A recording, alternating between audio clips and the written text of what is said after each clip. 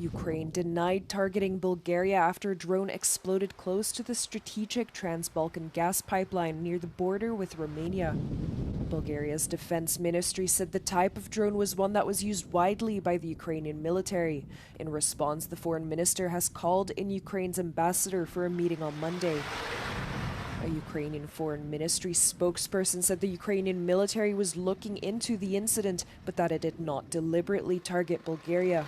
Meanwhile, an investigation is underway, regional authorities have said.